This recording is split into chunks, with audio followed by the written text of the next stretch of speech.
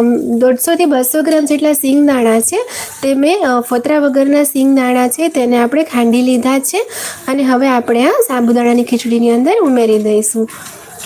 Friend, સાબુદાણા કેવી રીતે બનાવવા કે જેથી કેવી રીતે પલાળવા કે જેથી તે એકદમ છૂટા છૂટા બને એ મેં વિડીયોની સ્ટાર્ટિંગમાં કીધું છે.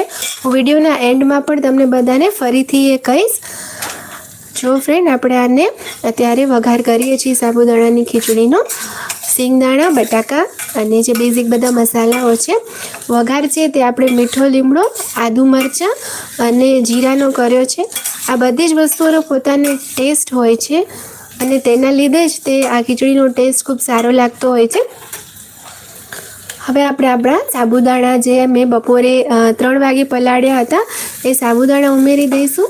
તમે જુઓ, એકદમ છૂટા છૂટા દાણા છે અને ખીચડી જ્યારે તમે બનીને તમારી થાળીમાં તમે પીરસશો ત્યારે પણ આ ખીચડી આટલી છૂટી અને સારી લાગશે. જોતાં જ બધાને એમ થશે કે તમે બહારથી ક્યાંયથી કોઈ સ્પેશિયલ આવી શોપ હોય ફરાળની ત્યાંથી મંગાવી હશે, પણ એવું નથી. આવી રીતે તમને જ્યારે હું કહીશ વિડીયોના એન્ડમાં કે સાબુદાણા કેવી રીતે પલાળવાને, એ ટ્રીક તમે શીખી જશો એટલે તમારા સાબુદાણા હંમેશા